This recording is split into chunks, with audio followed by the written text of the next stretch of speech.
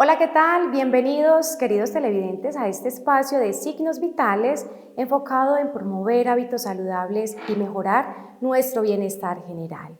¿Alguna vez se ha sentido abrumado, sin energía o con una sensación de agotamiento constante? Soy Lina Arroyave y el día de hoy los estaré acompañando con el doctor Juan Gonzalo de Río. Con él hablaremos sobre un tema muy importante, la ansiedad y la depresión. Doctor, sea usted bienvenido.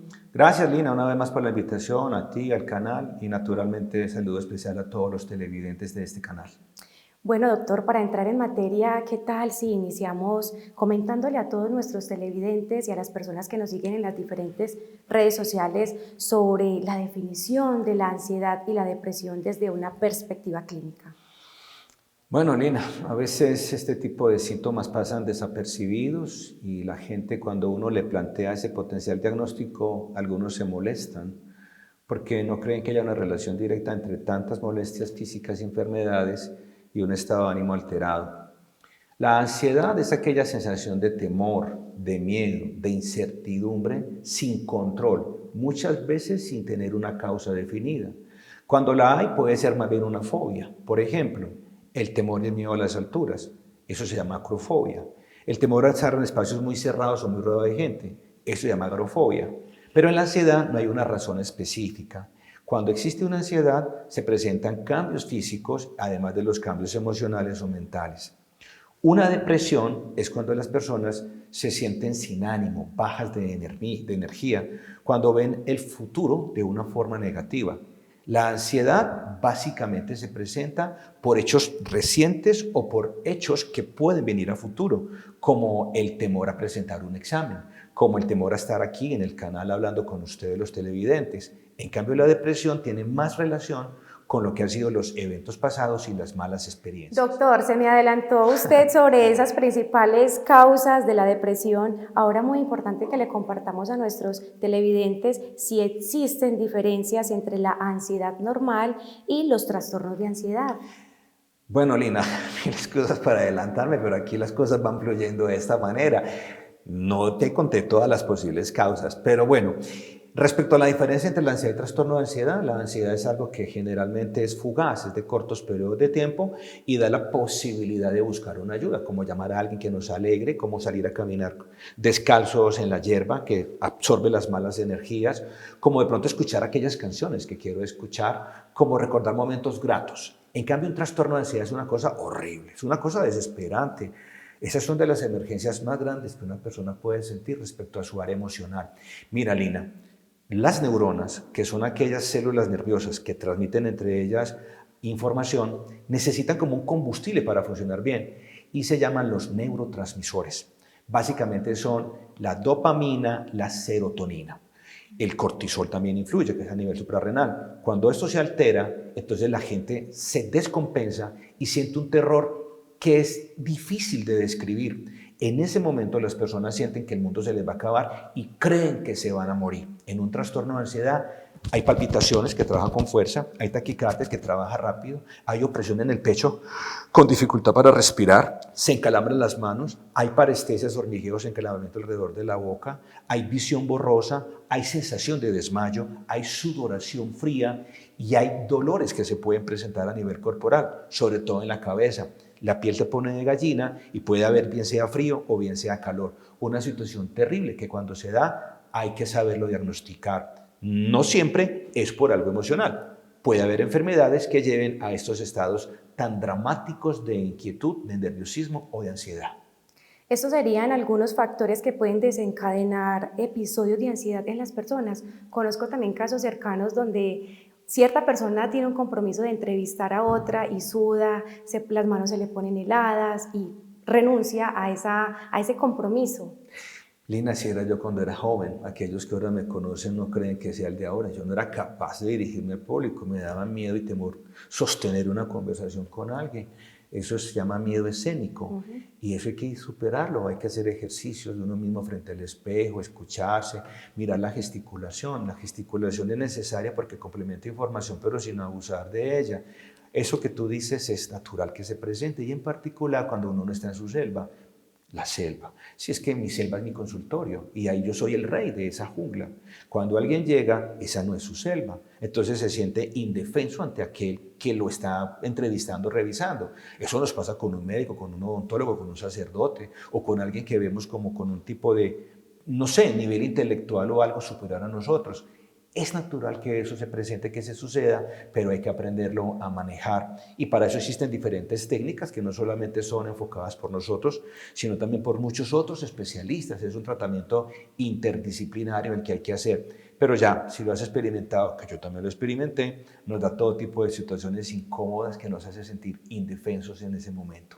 ¿Qué puede suceder con estas personas que simplemente renuncian al compromiso o a enfrentarse a estas barreras de temores, de ansiedad? ¿Cuál sería el paso a seguir? ¿Qué le podemos recomendar a estas personas? Bueno, depende porque si es de pronto que llegan nuestros camarógrafos o periodistas y le preguntan a alguien en el parque, haga una pregunta, por favor esta, pero no se siente capaz, pues eso no es determinante porque simplemente era una cuestión de 15, 20 segundos. Pero si tú eres una docente, si tú haces parte de un grupo de trabajo y te toca dar informes técnicos, pues ahí sí es delicado. Entonces ahí hay que recurrir a lo que tiene que ver con especialistas que nos ayuden a manejar y a dominar el público, que es lo que es tan importante. Y en algunas ocasiones tenemos que recurrir a algunos medicamentos que nos pueden dar una sensación transitoria sin mayores efectos secundarios para manejar esa situación de ansiedad. Hay factores muchos que influyen, no solamente para la ansiedad, sino también para la otra condición opuesta, que es la depresión, que ya ahora miraremos, pero los factores biológicos, es decir, el ambiente de lo que es mi familia, mis abuelos, mis padres, si tienen tendencia, porque los neurotransmisores están alterados, yo también lo puedo tener. Factores de enfermedades, los problemas hormonales. Ustedes, las damas, son más propensas a tener esto por los cambios propios del ciclo menstrual. La glándula tiroides cuando no trabaja mal, el fracaso en algún trabajo, perder de un trabajo, lo que tiene que ver con alguna ruptura sentimental. Y también hay enfermedades adicionales que lo pueden generar, igual que medicamentos, como una vez más lo menciono, los esteroides que pueden llevar a depresión o a trastornos de pánico o a psicosis. Quisimos interactuar con ustedes para acercarlos a esta importante temática de la depresión, una enfermedad que nos afecta en lo personal, lo profesional, con nuestras amistades, y nos realizan la primera pregunta, doctor.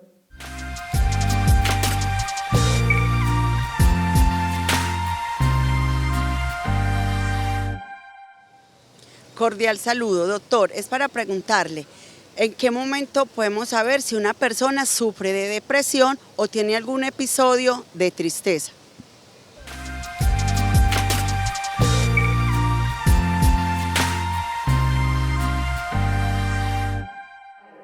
Hola, muchas gracias por tu interesante pregunta. Es una situación que a veces a los médicos se nos dificulta también considerarlo, Lina, pero más o menos son los siguientes rasgos o características. La tristeza es una situación natural de sentir cuando mi equipo favorito perdió la final de fútbol. O puedo sentir tristeza cuando las cosas no se dieron como yo lo planeaba o cuando perdí un examen. Pero es una sensación simplemente pasajera y fugaz.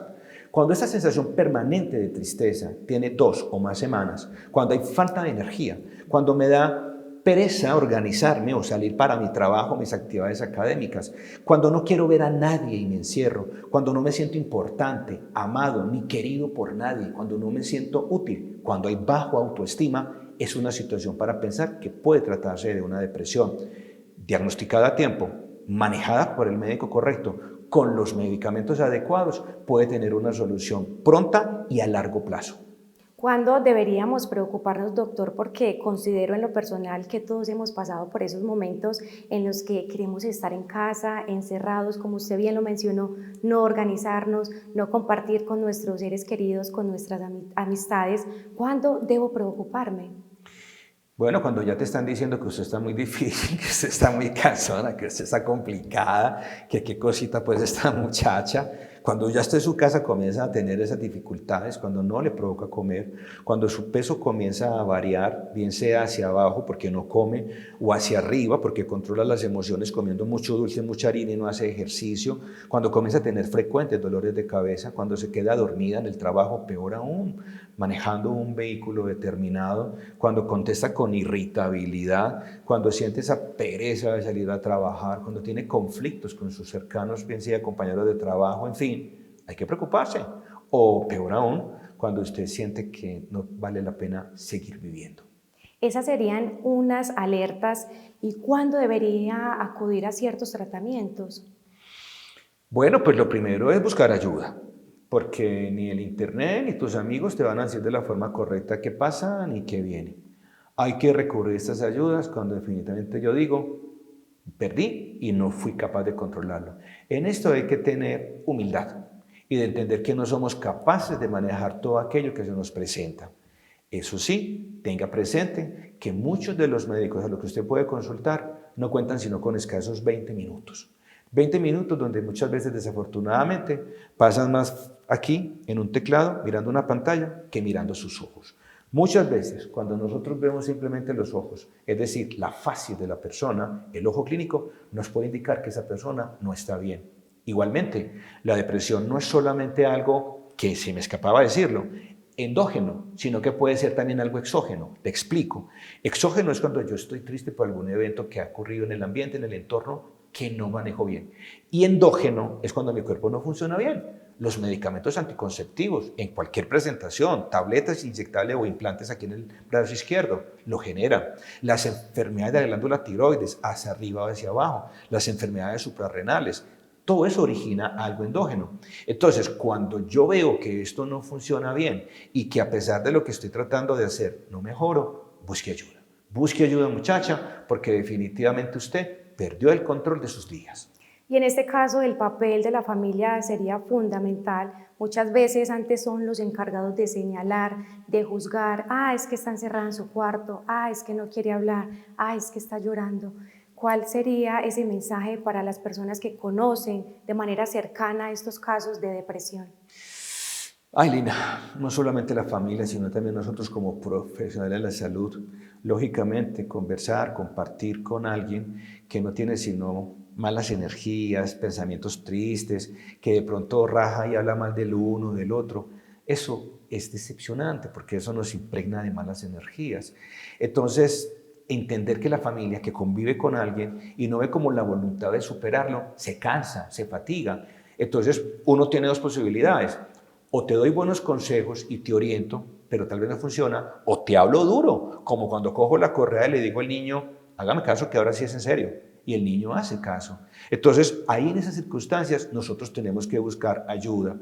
Pero le insisto, no todos los médicos estamos preparados para revisar este tipo de enfermedades, o inclusive adicciones como el alcoholismo o el consumo de sustancias estupefacientes, que también es bueno aclarar que la marihuana, la cocaína y todo esto genera depresión, igual que el licor. Lo que pasa es que muchos borrachos cuando ya están contentos y felices les da sueño y se van a dormir, pero el licor es depresor. Entonces, cuando estas situaciones se nos dan y se presentan, entiéndanlo, busque ayuda porque no solamente usted puede lastimar su propio cuerpo, sino lastimar a sus seres queridos y cercanos. En este caso, entonces, sería fundamental buscar esos medicamentos importantísimos para tratar la depresión, pero también he escuchado, doctor, que ciertos medicamentos generan depresión. Sí, es cierto. Lo que pasa es que todo usado en su justa medida es útil. Mire, la gente piensa pues que como tal el vino es malo. No, el vino tiene ciertas sustancias antioxidantes que pueden ayudar a prevenir estas enfermedades, pero todo en su justa medida. La tristeza está bien, una depresión prolongada no está bien. Medicamentos, no hay que saberlos emplear, hay que saberlos utilizar, porque como todos los productos químicos de laboratorio, químicos farmacéuticos pueden producir reacciones secundarias. Entonces a veces es peor el medicamento o el remedio que la enfermedad. Todo lo que tiene que ver con sertralina, trazodona, imipramina, triptanol, tofranil, fluoxetina, paroxetina, escitalopram, todo lo que sean medicamentos antidepresivos, venlafaxina entre ellos, pueden tener efectos secundarios. Sequedad en la boca, visión borrosa, retención de orina, estreñimiento, sensación de cansancio, una somnolencia permanente, la dificultad para pensar y concretar ideas. Entonces los medicamentos pueden dar un efecto adverso, pero los esteroides, que tanto, y no me cansaré de insistir, por favor no abusen de ellos, de esas inyecciones que tanto hemos hablado, también producen mucha depresión. Le está dando respuesta a la segunda pregunta de nuestra televidente relacionado con nuestro cuerpo y nuestra mente. Vamos a conocerla.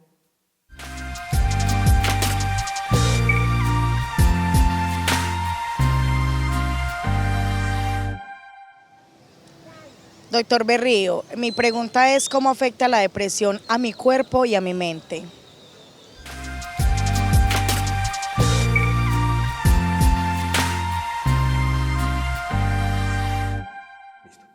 Bueno, desde la parte física, más o menos los síntomas que hemos venido refiriendo, no solamente para la ansiedad, sino también para la depresión. Lo que pasa es que en la parte depresiva abandonamos más nuestro propio cuidado. Dejamos de comer, dejamos de organizarnos, no nos importa cómo está el vestuario, no importamos si está sucio, si está arrugado. Llegamos tarde a algunos lugares, no nos organizamos las uñas, no nos importa cómo está el cabello, no nos importa qué piensan los demás de nosotros. Y somos conflictivos y un poquitico rebeldes y groseros a la hora de contestar. Desde la parte mental pensamos que todo está perdido, que no hay sentido en seguir hacia adelante, que no hay esperanza visible hacia futuro de que las cosas puedan mejorar. Empezamos a tener más autocrítica hacia nosotros y a darnos más duro y a flagelarnos constantemente por lo que se hizo incorrectamente o por lo que no se hizo debidamente. Empezamos a tener descuido con nuestras uñas, inclusive muchos a comérselas igualmente, y hay que tener presente que muchas veces estos son marcas del pasado, cicatrices, por decirlo así, que quedan de nuestra infancia. Cuando son nuestros padres demasiado autoritarios, demasiado exigentes, cuando nos dicen que lo que estamos haciendo es mal, cuando solamente se valoran o no se valoran, cuando solamente se mencionan las cosas malas, pero no se resaltan ni se valoran las cosas buenas, sentimos que entonces no servimos, que no somos útiles y que no estamos capaces. La verdad es que el trastorno de la depresión es mucho más delicado y serio desde la parte emocional, mental y relación con la sociedad que desde la parte física. De esta manera, entonces, ¿cómo afecta nuestra cotidianidad y qué tan cierto es que implica, digamos, otras situaciones como lo es el bruxismo, el tema de la ansiedad y el bruxismo, doctor? ¿Es cierto? Si en este momento me acercan a la cámara, Sebas allí en cabina, vería que mis maceteros, que son estos músculos, se tensionan un poquito. El bruxismo es ese hábito casi que inconsciente de apretar los dientes. Y no lo hago en mi caso por ansiedad, sino que es como un vicio que tengo. Pero muchas personas sí apretan los dientes y se sobrecarga aquí esta articulación que se llama articulación temporomandibular. Eso es muy largo para escribirlo. ATM. La ATM aquí, 1 centímetro delante de los oídos, puede causar dolor y la gente se confunde pensando que es una otitis. Cuando se abre la boca, se puede sentir que hay chasquidos, ruidos o que como que la mandíbula se va deslizando, se luxa. Hay una serie de cuidados, como por ejemplo bostezar bien, y voy a aprovechar el momento con el permiso tuyo, y es que cuando una persona con bruxismo empieza a notar que hay un desbalance en esta articulación, no debe bostezar como siempre lo hacemos, sino con la mano aquí, para no abrir demasiado la boca, y debe evitar bocados muy grandes de alimentos, los hot dogs, para que me entiendan, los perros calientes y las hamburguesas, también hay que evitarlas, hay que masticar en los dos lados y evitar los alimentos que son muy duros, como por ejemplo el chicharrón, no se debe masticar chicle y dormir boca arriba. Ahí le dice esa ñapita en este tema que es tan interesante de depresión y ansiedad. Entonces el bruxismo también puede desgastar los dientes y las plaquitas que se colocan son para evitar el desgaste de los dientes. Sí, efectivamente, una forma de manejar la ansiedad inconsciente es el bruxismo. Televidentes, sé que este tema les está aportando mucho el día de hoy y cada vez es más frecuente escuchar sobre las personas que están padeciendo del síndrome de desgaste profesional. Doctor, ¿qué tanta relación tiene este tema con la ansiedad y la depresión? Bueno, qué bueno que toques ese tema, porque es algo que va en crecimiento, como lo mencionas, pero que se nos hace difícil diagnosticarlo, no solamente por la escasez de tiempo, el profesional que nos valora, sino también porque muchas veces el médico tiene problemas como el paciente que está al frente. Entonces no está como moralmente autorizado a decirle no tome más, porque es que el doctor también toma, o no fume, porque es que el doctor también fuma más. Y en el desgaste profesional es una situación bastante dramática, por decirlo así. Anteriormente, Lina, se llamaba burnout, un anglicismo que significa en términos nuestros el trabajador quemado. Pero ya la Organización Mundial de la Salud lo adoptó como una enfermedad con el nombre que tú mencionas y con un código del CIE, Código Internacional de Enfermedades.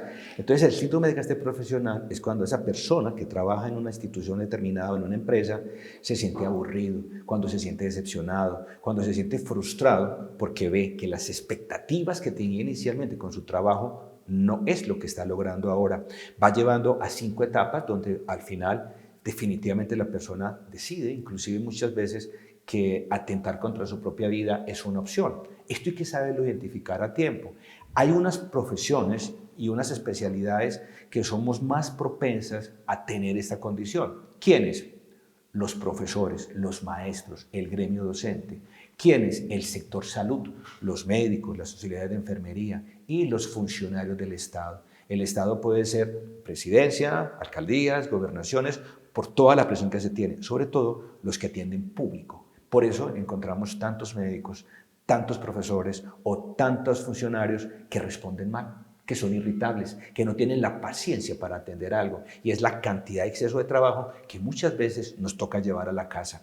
Hay que saberlo diagnosticar, hay que saberlo manejar y hay que entender que esto requiere un tratamiento interdisciplinario de muchas especialidades, no solo el médico, sino también el psicólogo y en ocasiones hasta el trabajador social.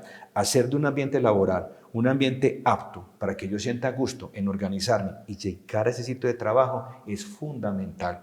Las envidias, las peleas al interior de una institución hacen que ese ambiente tan enrarecido nos lleve a poder padecer esta condición. Esto que menciona suena muy bonito, doctor, pero si yo como profesional me estoy sintiendo abrumada en mi lugar de trabajo, angustiada, quiero renunciar, ¿cuál sería la recomendación? Porque yo tengo mis necesidades o la persona que tiene su núcleo familiar, sus hijos, no es fácil. Lina, tienes toda la razón. Yo cuando me siento un poco fatigado, cansado, muchas veces de escuchar tantas historias y tantas dificultades, me voy también al término del día cansando. Yo a título personal lo que hago es que cierro el consultorio y no recibo más pacientes, pero tú no puedes hacer eso cuando hay una jornada laboral mínima. Aquí hay que ser con uno mismo sincero y honesto y replantearse qué es mi vida, qué expectativas tengo a futuro y si realmente me estoy realizando como ser humano, como ser parte de una sociedad y como parte de un grupo de trabajo. Es muy difícil porque las necesidades están todos los días. Hay que comprarle el mercado, hay que pagar los servicios públicos, hay que pagar el transporte, hay que vestirme y si no trabajo, entonces ¿cómo lo puedo hacer? Lina, a veces el que mucho aprieta, poco abarca, dicen por ahí, y hay que mirar si hay otras opciones que nos puedan permitir en lugares donde yo me sienta más a gusto. A veces, sin que se enteren los empleadores, hay que ir mirando en internet, con amigos, ayúdame a buscar otra opción porque pienso que este ciclo ya lo quiero cerrar. Entonces es sensatez hacia cada uno y buscar la ayuda para que con algunos medicamentos bien orientados podamos manejar un poquitico esa ansiedad o tristeza o depresión que causa determinada actividad laboral o académica. En este caso podemos sufrir de ansiedad y depresión o viceversa. Sí, claro, lo que pasa es que es una delgada línea fronteriza en la cual uno no sabe cuándo es ansiedad y cuándo es depresión, pero existe un tratamiento, una enfermedad, un diagnóstico que se llama la enfermedad bipolar, que básicamente es algo psiquiátrico que debe ser manejado por esta especialidad, la psiquiatría. Y en la enfermedad bipolar hay dos polos, así como existe el frío o el calor, el flaco o el gordo, pues existe la tristeza y existe la ansiedad, es decir, existe la depresión o existe el temor, el miedo. Entonces sí, pueden los dos confluir, pero cuando se llega a un trastorno de pánico, que es ese susto tan impresionante, esa sensación de que me voy a morir y que nadie me puede ayudar, es urgente y prioritario visitar al médico de confianza. Vamos finalizando nuestro tema de ansiedad y depresión. Conozcamos la última pregunta por parte de nuestra televidente.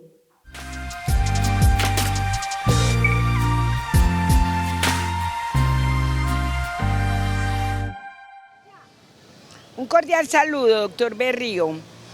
Le pregunto, doctor Berrío, ¿cuándo una persona debe preocuparse cuando tenga pensamientos negativos o suicidas?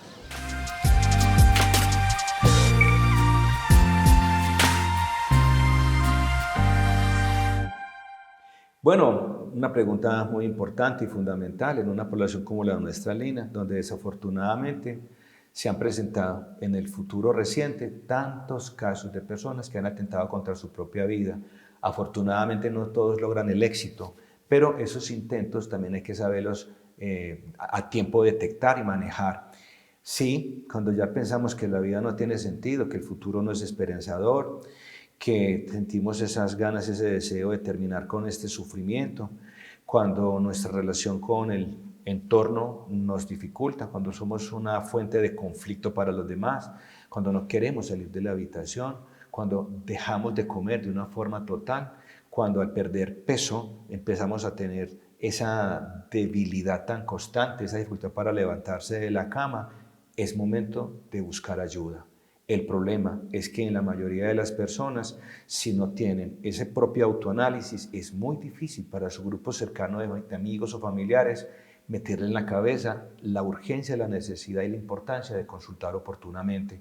Entonces, prácticamente, más allá de lo interesante de la pregunta, igualmente la pregunta llevaba inmersa una de las respuestas, y es cuando tenemos esa sensación de querer atentar contra nuestra propia vida. Y me atrevo a afirmar que este tema está relacionado con la falta de medicamentos cuando sufrimos de depresión. Por eso resultamos con ciertos pensamientos negativos o suicidas, doctor. Lina, sí, lo que pasa es que los medicamentos, como ya lo anticipábamos, tienen efectos secundarios un poco desagradables y la gente tiene la tendencia a creer que se va a volver adicta y que lo va a necesitar el resto de la vida. Y es posible que así sea. Pero es que no todo se puede limitar a medicamentos, eso es lo más fácil. Te voy a explicar, tú y yo estamos solos en un lugar, yo sé pescar y tú sabes cocinar, pero yo nunca te enseñé a pescar. El día que yo fallezca, tú lo harás detrás de mí porque no sabes sacar el pescadito, solo fritarlo. Si nosotros no le enseñamos a la gente la forma correcta de manejar esas emociones, de enfrentarlo, de entender que ese profesional que está al frente, llámese psicólogo, psiquiatra, médico, puede ser su amigo y lo puede comprender, pues entonces el paciente no va a encontrar esa salida. A veces también es muy importante acercarse más a Dios, porque muchas personas tienen esa espiritualidad como una fuente y una manera de enfrentar sus dificultades. Y si hay algún tipo de adicciones, pues recurrir a los narcóticos anónimos o a los alcohólicos anónimos, que también son esas agrupaciones en las que se pueden compartir experiencias y encontrar que no solo me sucede a mí, que es más frecuente de lo que ocurre. Visitar amigos que nos den buenas energías, que nos den alegría, no simplemente los que hablan de cosas malas, no sintonizar programas que nos ponen mal, novelas turcas que no son sino tristezas y dolores, es mejor no verlas, novelas así como digamos, no sé, las que ahora tanto presentan de anécdotas de los demás, evitar las noticias cuando empezamos. En una noticia, Caracol, 3 horas y media de noticias y la primera hora son cosas apocalípticas, de una cantidad de cosas horrorosas. No mire sino farándula y tal vez deportes, a menos pues que su equipo favorito haya perdido, esa es una buena también dinámica. Puede suceder también que los medicamentos me generen una reacción negativa cuando me encuentro en ese tratamiento. Sí, hay antidepresivos, hay ansiolíticos. Los antidepresivos son muchos, imipramina, triptanol, tofranil, anafranil, fluoxetina, paroxetina, venlafaxina, en fin, escitalopram. Y hay medicamentos ansiolíticos que pueden manejar de otro tipo de condiciones. Ahí sí son más que todo como nombres comerciales que no quiero mencionar, pero son diferentes. Y hay productos homeopáticos que pueden manejar las emociones. Ahora, esto no resuelve los problemas. Estos medicamentos lo que hacen es que te dan un momento de paz, un momento de lucidez mental para que tú encuentres la salida correcta a eso que tanto te agobia. Y los medicamentos pueden dar efectos secundarios, hay que empezar a graduar la dosis. Significa o a subirla o a bajarla. Eso es importante y a veces hay que también hospitalizar o internar a alguien en clínicas de reposo para que se olvide de todo, alejado de teléfonos y otros medios de comunicación o aparatos electrónicos. Doctor Berrío, yo quiero aprovechar este espacio para que brindemos algunos consejos, recomendaciones para esos hogares que cuentan con un adulto mayor o con un menor de edad que se encuentra con esta enfermedad de la depresión. ¿Qué mensaje podemos brindarles respecto a ese tratamiento que están llevando? Ahora un poquitico antes, hablaba de los docentes y los médicos. Estas son dos profesiones que no cualquiera debe ejercer. Poder sí, pero deber no. Hay que tener corazón, hay que tener sentido solidario, hay que ser humano. para tener la paciencia, porque a veces todos nos angustiamos, respirar profundo y entender que nosotros también vamos a recorrer muy posiblemente esa etapa de nuestros mayores. Es bastante triste y uno no sabe lo que eso significa sino hasta que lo vive en carne propia, porque es tu abuelita, es tu tía, pero no es mi papá o mi mamá, es una cuestión muy complicada. Pues Lina, a veces hay que documentarse muy bien de las personas que ya han recorrido este camino, entender que muchas personas no son ganas de joder, sino que son señales de enfermedad de Alzheimer o demencia senil en la que no son conscientes de lo que está ocurriendo, alternarse y entender que si se requiere ayuda de algún profesional, hay que hacer la forma económica de que nuestros mayores tengan un momento de alegría o de tranquilidad, una llamadita de vez en cuando para que sientan que los seres queridos estamos ahí, paseos, salir al aire libre, este tipo de agrupaciones en las que ellos se encuentran de pronto cuando hacen sus integraciones con personas contemporáneas en los grupos de adulto mayor, también son muy importantes.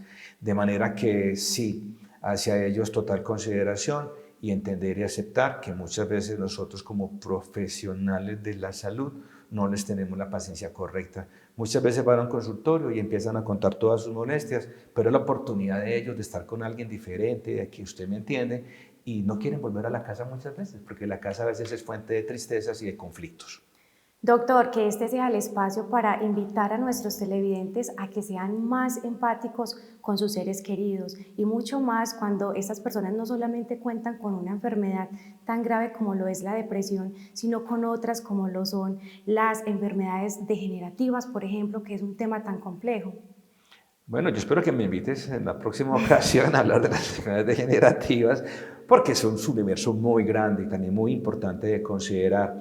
No, Lina, aquí lo que debe quedar claro para usted, amable televidente, es que la ansiedad y la depresión es algo más común de lo que se cree, que las enfermedades cardiovasculares cuando se presentan pueden ser un reflejo inicial, el sentirse triste y aburrido, que los problemas hormonales, en particular en ustedes, señoritas, damas, es algo muy constante, que los productos hormonales para planificar o regular menstruaciones no deben ser tomados por un tiempo muy prolongado, que esto se puede manejar con un diagnóstico correcto y adecuado. Exámenes de laboratorio o exámenes de tipo imágenes diagnósticas para que esto sea más claro no existe realmente. A veces cuando una persona cambia su comportamiento puede ser señal de un tumor cerebral, ¿cierto? Entonces a veces es necesario, si hay dolores de cabeza o algo más, tomar tomografías. Básicamente el diagnóstico de estas enfermedades es escuchando y atendiendo y poniéndole cariño al paciente. Televidentes, de esta manera finalizamos nuestro espacio de signos vitales. Gracias por acompañarnos. A usted, doctor Berrío, muchas gracias por asistir el día de hoy. Naturalmente, para mí es un gran placer, siempre lo diré y lo seguiré haciendo. Gracias a ti, gracias a Irene en cámaras y a Sebastián en cabina. Feliz día para todos ustedes. Nos vemos en una próxima oportunidad. Hasta pronto.